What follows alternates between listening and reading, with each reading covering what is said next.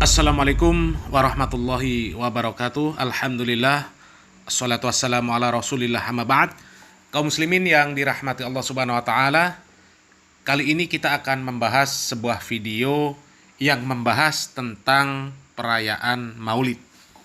Dan kita membahas video ini karena memang pembahasan tentang maulid di video ini penuh dengan syubhat. Sehingga kalau orang yang belum memiliki akidah yang kuat, maka dia akan membenarkan dengan logikanya. Dia akan berpikir, iya ya, benar juga apa yang disampaikan oleh orang ini. Masuk akal. Biasanya akan seperti itu.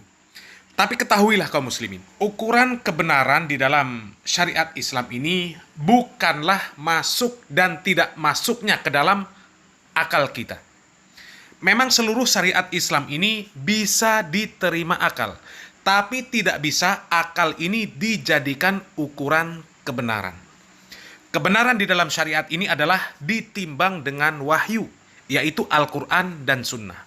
Oleh karenanya, Imam Malik rahimahullah, beliau mengatakan, awakullama ja'ana rajulun ajdalu mir rajul tarokna ma ja'a bihi Jibrilu ila Muhammadin sallallahu alaihi wasallam lijidali haula.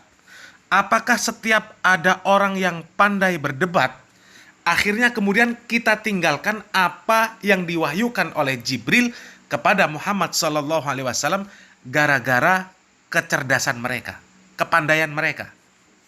Kemudian Al-Imam Ibnu Taimiyah rahimallah, beliau mengatakan, faya laita syi'ri bi ayyi aklin yuzanul kitab was sunnah. Maka sungguh beritahukanlah kepadaku dengan akal siapa akan ditimbang Al-Quran dan Sunnah ini. Kalau akal Nabi Muhammad SAW maka iya. Akan tetapi ketika selain Nabi Muhammad SAW, akal siapa yang akan dijadikan ukuran kebenaran? Kalau kita ikut akal kaum muslimin, ikut akal kita, akal orang, akidah kita ini nantinya akan berubah-ubah. Setiap ada orang yang lebih pintar beretorika, maka akidah kita akan berubah. Maka yang benar bahwasanya untuk mengetahui kebenaran di dalam syariat ini, ukurannya adalah Al-Quran dan Sunnah, bukan akal manusia. Dan sekarang kita akan menyimak pendalilan orang di dalam channel ini, di dalam membenarkan perayaan maulid. Kita simak videonya. Apakah maulid Nabi itu bid'ah? Apakah benar sahabat Rasulullah sallallahu alaihi wasallam tidak pernah merayakan maulid Nabi? Atau informasi ini kurang valid ya? Apakah benar bid'ah itu ada bid'ah hasanah dan bid'ah buruk? Ada bid'ah baik, bid'ah buruk? Kalau kita pahami apa itu bid'ah, otomatis masalah maulid itu akan selesai. Baik, cerita yang pertama, Rasulullah pernah mengimami sahabatnya, dan salah satu sahabat itu namanya Rifa'ah, teman-teman. Kemudian Rifa'ah itu bersin dan mengatakan, Alhamdulillah, hamdan kathiran tayyiban mubarakan fi kama yuhibbu rabbuna wa yardah.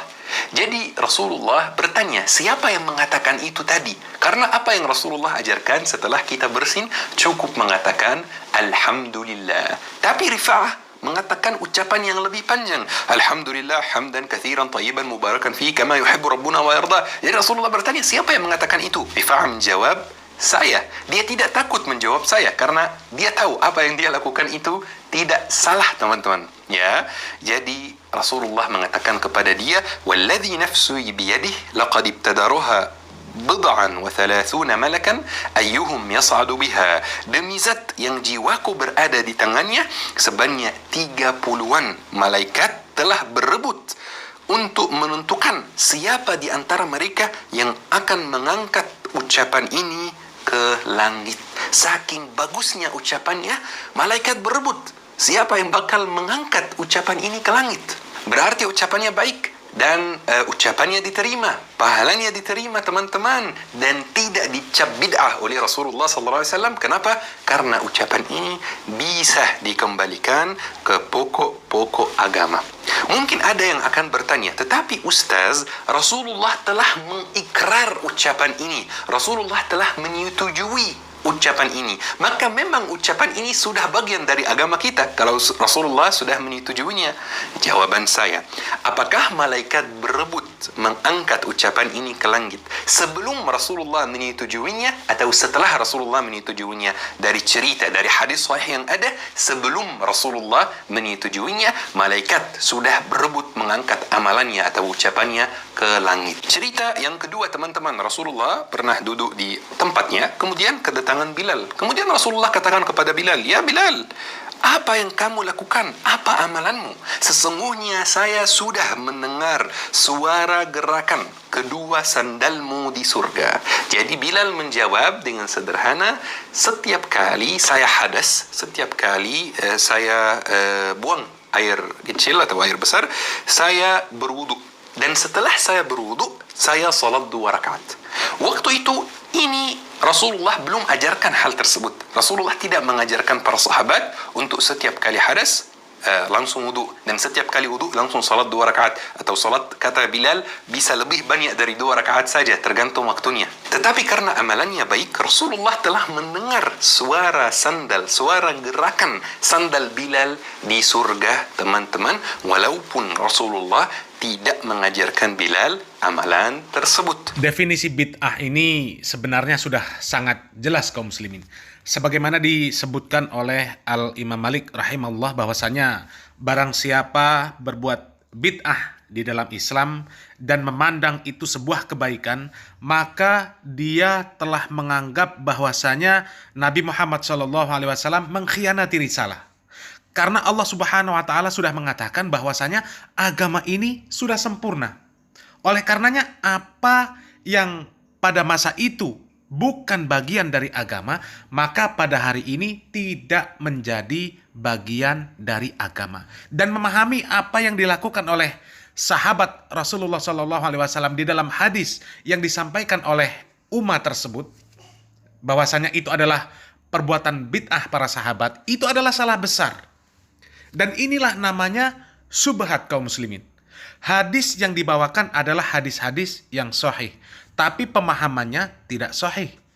Kita perlu pahami bahwa kejadian tersebut itu ada di masa ketika Nabi Muhammad SAW masih hidup.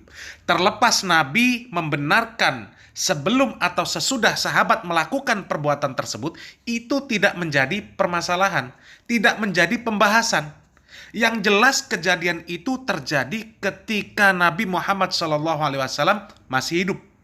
Artinya wahyu pada saat itu masih terus turun. Artinya pada saat itu Islam belum sempurna. Jadi ketika Nabi Muhammad SAW menyetujui dan menolak perkataan atau perbuatan para sahabat, itu adalah proses asbabul wurud di dalam hadis. Dan ketika Nabi Muhammad SAW menolak atau menyetujui, itu juga bukan berdasarkan ra'yu Nabi, tapi berdasarkan wahyu. Memang pada saat itu wahyu masih terus turun. Allah Subhanahu wa taala mengatakan, "Wa ma yantiqu 'anil hawa in huwa illa wahyu yuha." Perkataan Nabi itu semuanya wahyu. Jadi Nabi membenarkan perbuatan sahabat, itu artinya karena ada wahyu yang diturunkan kepada beliau sallallahu alaihi wasallam. Dan memang pada saat itu Islam belum sempurna. Dan perbuatan para sahabat, perkataan para sahabat, bukan hanya Nabi yang membenarkan, tapi Allah Subhanahu wa taala pun membenarkan. Bahkan bukan hanya sekali, berapa banyak ayat Al-Quran yang membenarkan perkataan sahabat Umar bin Khattab radhiyallahu anhu. Bahkan Nabi Muhammad SAW pun sampai mengatakan, seandainya ada Nabi setelahku, maka dia adalah Umar bin Khattab. Karena banyaknya dari firasat-firasat Umar bin Khattab, pendapat-pendapat Umar bin Khattab yang dibenarkan oleh Al-Quranul Karim, yang dibenarkan oleh Allah Subhanahu wa taala. Karena memang pada saat itu Islam belum sempurna. Jadi pada zaman Nabi Muhammad SAW tidak ada yang namanya bid'ah. Dan kalaupun antum akan menyebutkan berbagai macam perbuatan para sahabat setelah meninggalnya Nabi Muhammad SAW sebagai bid'ah, itu juga terbantahkan dengan sabda Nabi Muhammad SAW. Nabi Muhammad SAW mengatakan, sepeninggalanku nanti akan ada, kalian lihat, perselisihan yang banyak. Dan jalan keluarnya, Jelas dikatakan oleh Nabi Muhammad SAW, fa'alaikum bisunnati was sunnatil khulafa'ur rasyidin al-mahdiyyin. Artinya itu adalah sunnah para sahabat radhiyallahu anhum. Bukan bid'ah. Apalagi kejadian yang ada ketika Nabi masih hidup. Yang pada saat itu Islam belum sempurna. Islam sempurna itu adalah setelah wafatnya Nabi Muhammad SAW. Setelah Nabi wafat, maka selesai. Tidak ada lagi wahyu yang turun.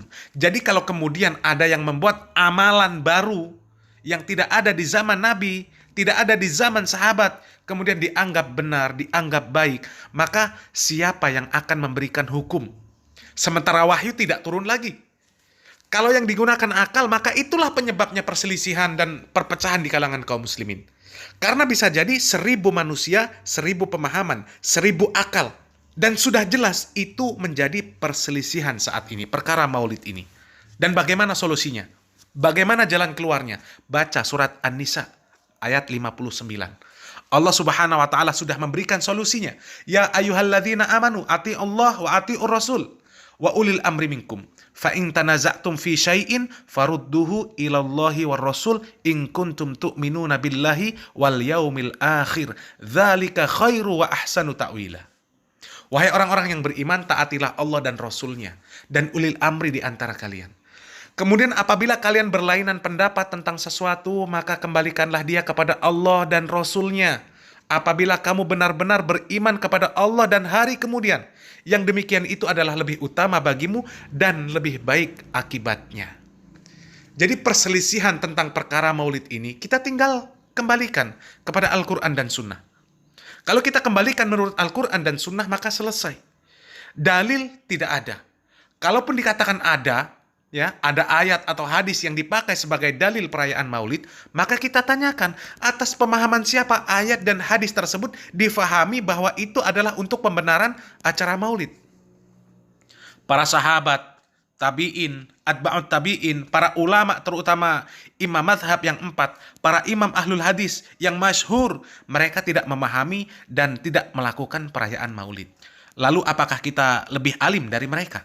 Tentu tidak. Ya, dan semoga sampai di sini bisa difahami, ya. Dan kita lanjutkan lagi untuk melihat videonya. Ayo kita sepakat dulu teman-teman bahwa maulid Nabi Muhammad SAW itu tidak pernah dilakukan di zaman Nabi Muhammad dan tidak pernah dilakukan oleh para sahabat dan tidak pernah dilakukan oleh para tabi'in dan tidak pernah dilakukan oleh para tabi'i at-tabi'in. Tetapi apakah Nabi Muhammad tidak ada perhatian sama sekali terhadap hari kelahirannya? Tidak. Nabi Muhammad memperhatikan hari kelahirannya, tetapi dengan cara yang berbeda. Ketika Nabi Muhammad ditanya, kenapa puasa hari Senin? Nabi Muhammad menjawab, hadza yaumun wulidtu fi. Ini hari kelahiranku. Rasulullah merayakan hari kelahirannya setiap minggu, bukan setiap tahun, dengan puasa. Dan kalau kita mikir-mikir teman-teman, sebenarnya para sahabat tidak membutuhkan maulid. Maulid itu acara untuk ingat Nabi Muhammad, untuk baca sirah Nabi Muhammad, baca syama'il Nabi Muhammad. Nuansa atau suasana kenabian masih ada.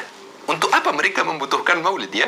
Pas waktu tabi'in juga, walaupun Nabi Muhammad sudah meninggal pas waktu tabi'in, tetapi suasana kenabian masih ada. Di setiap desa kecil ada puluhan muhaddits, teman-teman. Di zaman kita ini, kita berapa miliar? Coba teman-teman hitung sendiri, ya. Ada berapa muhaddits? Sedikit sekali. Di sana, waktu itu, di setiap desa ada puluhan muhaddits, teman-teman. Tetapi setelah 3 generasi yang terbaik, yaitu generasi sahabat, generasi tabi'in, dan generasi tabi'in, umat mulai lalai. Makanya mereka membutuhkan satu hari di mana mereka ingat Nabi Muhammad SAW, di mana mereka pelajari tentang sirah Nabi Muhammad SAW, di mana mereka pelajari syama'il Nabi Muhammad SAW. Sebagaimana gitu, kita misalnya kerja setahun, kita butuh 1 minggu untuk liburan misalnya, kita butuh 1 minggu untuk refreshing. Maulid juga sama. 1 tahun kita lalai dengan dunia, sibuk dengan dunia. Ada 1 hari di mana kita khususkan untuk membaca sirah Nabi Muhammad, khususkan untuk zikir, khususkan untuk membaca syama'il Nabi Muhammad sallallahu alaihi wasallam. Mungkin teman-teman ada yang bakal bertanya, teman-teman yang mau diskusi, bukan yang saling menyerang, ya. Ada teman-teman yang bertanya, sebenarnya kita harus ingat Nabi Muhammad setiap hari, bukan di satu hari saja. Dan jawabannya, saya setuju. Betul, kita harus ingat Nabi Muhammad setiap hari. Tetapi bagaimana kalau memang ini kondisi kita, memang ini kondisi masyarakat, memang ini kondisi umat Islam? Lalai. Jadi nggak apa-apa kalau ada satu hari di mana kita membaca sirah Nabi Muhammad sallallahu alaihi wasallam. Mungkin juga ada yang bakal bertanya, tetapi Uma, kalau memang mau satu hari untuk ingat sirah Nabi Muhammad sallallahu alaihi wasallam, kenapa di hari kelahiran? Kenapa bukan di hari lain saja? Kenapa mengkhususkan hari kelahiran? Dan jawabannya, emang siapa yang bilang kalau di hari lain tidak ada kajian sirah? Emang siapa yang bilang kalau di hari lain tidak ada kajian syama'il? Coba masuk masjid manapun di seluruh dunia, pasti sepanjang tahun selain hari Maulid pasti ada kajian syama'il, pasti ada kajian sirah Nabi Muhammad sallallahu alaihi wasallam. Mungkin antum yang perlu cari kajiannya, bukan hanya di Maulid. Mungkin juga ada yang bakal bertanya, tetapi acara Maulid ini penuh dengan musik, ya, musik yang haram. Bagaimana itu? Jawabannya, musik itu masalah khilafiyah. Jika antum menganggap musik itu haram atau antum mengikuti pendapat bahwa musik itu haram, maka jangan ikuti acara Maulid yang ada musiknya. Salahkan musiknya, jangan salahkan maulidnya, ya. Kemudian mungkin juga ada yang bakal bertanya, Ustaz, Maulid itu kadang-kadang penuh dengan ikhtilat, campur antara laki-laki dan perempuan, ikhtilat yang Allah tidak ridai. Jawabannya, ikhtilat itu haram di luar Maulid dan di dalam Maulid, di waktu Maulid dan di luar waktu Maulid, teman-teman. Maka jauhi ikhtilat. Ya, kalau ada acara Maulid yang ada ikhtilatnya, tidak usah didatangi, ya. Dan salahkan ikhtilatnya, jangan salahkan maulidnya. Mungkin juga ada yang bakal bertanya, tetapi Ustaz, maulid itu bid'ah, ya. Tidak pernah dilakukan oleh para sahabat, tidak pernah dilakukan oleh para tabi'in, tidak pernah dilakukan oleh para tabi'in. Dan ini jawabannya, ulangi video ini dari awal, ulangi kajian ini dari awal. Sudah kita jelaskan apa itu istilah bid'ah, teman-teman. Kalau antum mau tinggalkan segala hal yang merupakan bid'ah baik, maka tolong tinggalkan pembagian Al-Quran juz, rub', hizb. Karena di zaman Rasulullah tidak ada. Jika antum mau meninggalkan segala hal yang merupakan bid'ah baik, maka jangan baca Al-Quran di mushaf lagi. Karena di zaman Rasulullah, Quran belum dibukukan. Mungkin antum bisa baca di papan, atau bisa baca di kulit binatang, atau bisa baca di tanah keras, atau bisa baca di fasilitas lain yang ada di zaman Rasulullah sallallahu alaihi wasallam. Jika antum mau meninggalkan semua bid'ah baik, maka tolong jangan baca Al-Quran dengan harakat, jangan baca Al-Quran dengan niqat, karena harakat dan niqat itu tidak pernah ada di zaman Rasulullah sallallahu alaihi wasallam. Jika antum mau meninggalkan semua bid'ah yang baik itu, tolong jangan pelajari ilmu tajwid, karena ilmu tajwid tidak pernah ada di zaman Rasulullah sallallahu alaihi wasallam. Ya syabab, perlu sekali kita mengetahui istilah bid'ah itu seperti apa sebelum kita terlanjur membid'ahkan dan cap ahlul bid'ah atau ahli bid'ah, teman-teman. Sebenarnya sudah sangat jelas bahwa maulid itu asalnya bukan dari Nabi Muhammad SAW, bukan dari para sahabat, bukan dari tabi'in, bukan dari atba'ut tabi'in, dan bukan dari para ulama besar yang menjadi rujukan umat Islam sejauh ini.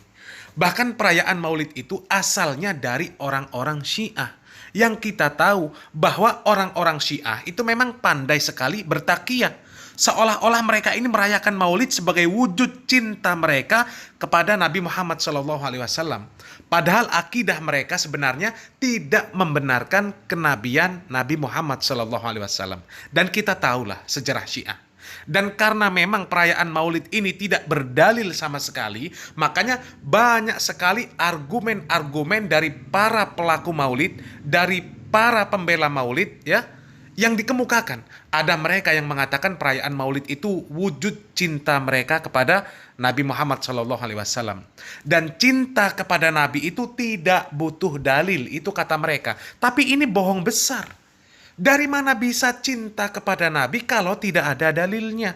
Ini kan alasan yang sangat tidak rasional. Kita cinta kepada Nabi Muhammad SAW karena ada dalil. Kalau tidak ada dalil, mana tahu kita ada yang namanya Nabi Muhammad SAW dengan segala kemuliaan beliau. Kemudian Al-Quran jelas mengatakan, "In kuntum tuhibbunallah fattabi'uni." Kalau cinta kepada Allah, kalau cinta kepada Nabi, ya ikuti Nabi. Ikuti Nabi. Bukan mengaku cinta kepada Nabi, tapi membuat cara sendiri untuk mencintai Nabi. Tidak mengikuti cara Nabi. Tidak mengikuti tuntunan Nabi. Kemudian perayaan Maulid ini adalah mereka beralasan untuk membaca sirah, untuk membaca sejarah Nabi. Justru di zaman sahabat, di zaman tabi'in, atba'ut tabi'in, dan generasi setelahnya sangat butuh dengan maulid. Karena setelah meninggalnya Nabi Muhammad SAW, memang banyak sekali perselisihan di antara mereka. Mereka sangat butuh diberikan motivasi dengan kisah-kisah Nabi Muhammad SAW. Bahkan kita sekarang ini patut bersyukurlah tidak sampai terjadi peperangan di zaman kita ini. Coba di zaman sahabat dan generasi berikutnya banyak sekali terjadi peperangan sesama muslim. Artinya mereka ini sangat butuh kepada perayaan Maulid. Kalau memang tujuannya untuk membacakan sirah Nabi, untuk mempelajari masail Nabi. Ya, tapi tidak ada mereka, para sahabat, para ulama yang merayakan Maulid. Karena memang tidak ada tuntunan dari Nabi Muhammad SAW dan juga para sahabat radhiyallahu anhum. Kalau memang dikatakan Nabi Muhammad SAW memperhatikan hari lahirnya dengan cara berpuasa, kenapa tidak ikut kepada Nabi Muhammad SAW? Kenapa membuat cara sendiri? Ya, padahal yang datang dari Nabi Muhammad SAW itu adalah wahyu, berpahala, jelas. Kenapa lebih memilih ra'yu? Ini poin yang perlu difahami. Kemudian dikatakan Maulid adalah untuk membaca kisah Nabi Muhammad SAW. Kemudian supaya bisa meneladani Nabi. Tapi realitanya, kelompok yang dari zaman dulu ini merayakan Maulid sampai saat ini justru jadi kelompok yang paling banyak meninggalkan syariat Islam. Silahkan buktikan. Ya, yang tidak sholat, yang tidak tutup aurat, yang masih kuat bermaksiat, silahkan lihat sendiri. Dan akui, jujurlah pada realita. Dan kebanyakan acara Maulid juga pada saat ini tidak membacakan sirah Nabi. Yang ada gedumbrang-gedumbreng, sholawatan sepanjang perjalanan acara tersebut. Adapun ceramah, lebih banyak lawaknya, lebih banyak hahahihi. Ya, coba lihat, kebanyakan orang-orang yang melanggar syariat adalah kelompok yang kalau ada acara Maulid mereka sangat bersemangat. Ya, silahkan buktikan, silahkan buktikan. Dan terakhir, kalau mau dikatakan Maulid ini adalah masalah khilafiyah, itu dasarnya apa? Khilafiyah itu kalau ada dalilnya. Kalau tidak ada dalilnya, tiba-tiba jadi perkara khilafiyah, itu kaidah dari mana? Itu hanya pendapat-pendapat yang berasal dari ra'yu. Dan pendapat dari ulama, katakanlah itu pendapat dari ulama. Dan pendapat dari ulama itu bukanlah dalil. Dalil itu Al-Quran dan Sunnah. Ketika pendapat ulama itu untuk menimbang dalil dan sesuai dengan dalil, maka ikuti pendapatnya. Tapi kalau murni itu pendapat dari ra'yu, maka itu bukan dalil. Dan sekiranya pendapat yang tanpa dalil kemudian disebut khilafiyah, maka tidak akan ada namanya aliran sesat. Karena bagi mereka, aliran-aliran sesat, pendapat yang mereka ambil itu adalah baik. Ya, tidak mungkin mereka mengatakan, oh yang saya ikuti ini adalah pendapat yang buruk. Mustahil. Pasti mereka menganggap kebaikan. Ahmadiyah, Mu'tazilah. Ya, tapi kembali lagi, baik dalam syariat itu bukan diukur dari pendapat, tapi dari Al-Quran dan Sunnah. Diukur dengan wahyu. Kalau ada wahyu, silahkan kerjakan. Kalau tidak ada wahyu, maka tinggalkan. Dan mudah-mudahan yang sedikit ini bermanfaat. Barakallahu fikum. Wassalamualaikum warahmatullahi wabarakatuh.